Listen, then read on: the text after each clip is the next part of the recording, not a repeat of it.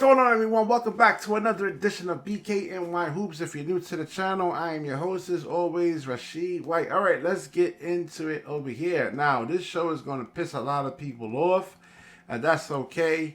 That's what I actually do, you know, for all you Ben Simmons haters out there. Now, the people that are really going to get angry by this show is going to be a lot of Ben Simmons haters, a lot of people in the media, a lot of people in the, a lot of Philadelphia 76ers fans, and let's see, maybe some Brooklyn Nets fans, who knows over here. But Gilbert Arenas believes that Joel Embiid's more to blame for the 76ers playoff failures than Ben Simmons. There you go. We finally got a first in the media over here. A former player, you know, not me just saying it, and that Joel Embiid is actually really more to blame over here. Now let's get into the article over here.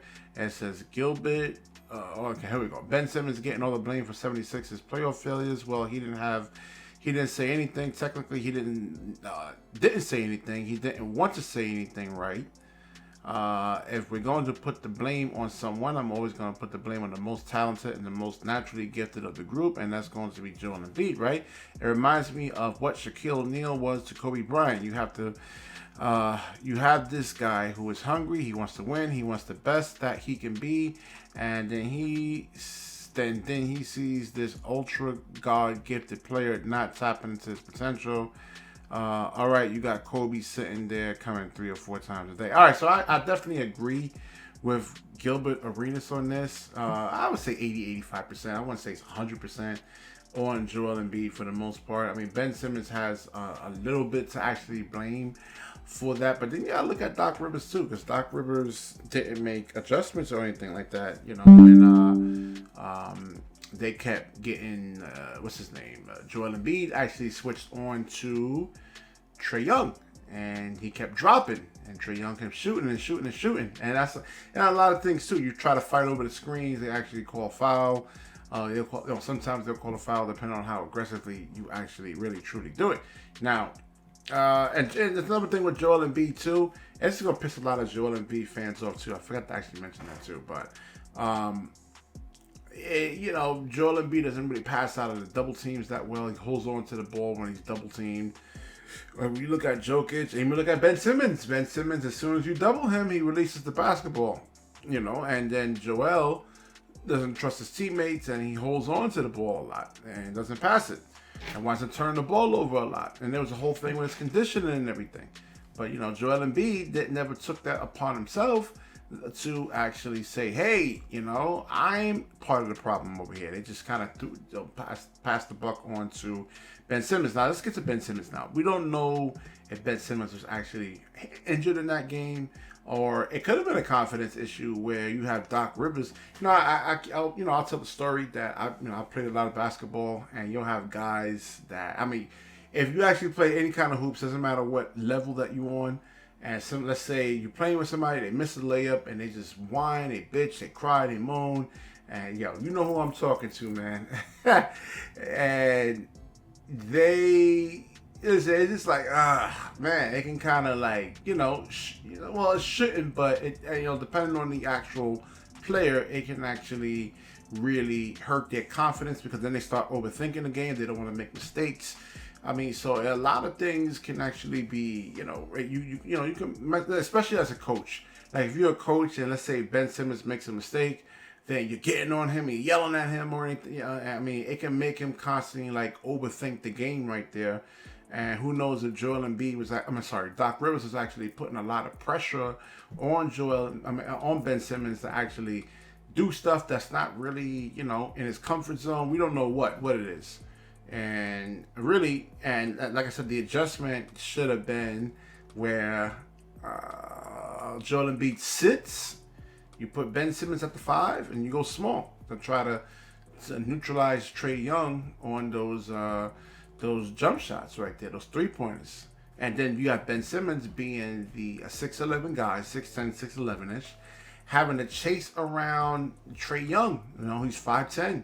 And listen, I'm a big guy. And I tell you, it's hard, as a big guy, having to chase around a little 5'5", 5'6", skinny buck, 140 something pounds when you're actually playing basketball out there, man. It's hard chasing those guys around, man. It's exhausting. Then you got to carry the team somewhat offensively. So it could be, it could definitely be tiring. And like I said, we don't know the injuries that Ben was actually going through. It could have been. I mean, they're not going to tell you that. I wouldn't tell you that. I mean, you're going to go out on the basketball courts and say, hey, I got this injury on my calf or something like that. I strained my calf. And, either you say something or guys hear you. They're going to go at you. You're going to get exposed. And you're going to wind up losing the game damn near. So because you're a liability out there on the defensive end right there. So, and I also want to say that these guys, there's no perfect basketball player. I mean, everybody has flaws in their games. Everybody has elements of their game that they actually have to work on to this day. Like I said, LeBron still got to be a better free throw shooter. I even go to the history of the basketball of the game. You look at Michael Jordan, MJ. He had to put on muscle. He kept getting beat up. Couldn't get past the Detroit Pistons. He had to put on muscle. So everybody has to go through their experiences. Jason Kidd had to learn how to shoot. One of my favorite basketball player of all time is Jay Kidd. I mean, and he didn't cut his, and he struggled. I mean, he went to back-to-back finals, and he couldn't shoot, and it hurt him. I mean, spacing and basketball is everything. I mean, and everything. So, yeah, so there's these guys, like I said, even Tim Duncan, he had 4 years of college. I know he won a championship, but, I mean, he was polished. He had 4 years of college, but even wasn't the greatest free throw shooter. He wasn't 92% from the line. So each of these players actually, Jokic got manhandled in the bubble. And this is actually the second time I'm doing this video. The first video I did of this was probably better. I had audio issues, and that video was better, and now I'm just really, really frustrated right now. Really frustrated. But, and like I said, the play going to Matisse Thybulle, I mean, when Ben Simmons passed up on a dunk, every player had blunders. Everybody. Look at Kevin Durant. You got a lot of you guys idolize KD. I mean, he got swept in the bubble. He got locked, shut down for 3 straight games. 3 straight games. Overthinking the game, not passing, not making the correct decisions or anything like that. 139-point game last year in that Boston. But the first 3, he was abysmal. Same thing with Kyrie. 139-point game, disappeared. And we seen James Harden had disappearances and blunders in the key moments, key stretches. They all do. LeBron had a meltdown in 2010 in the Dallas series. All you LeBron fans out there, I don't see y'all hating on him. Say he's gonna be out the league.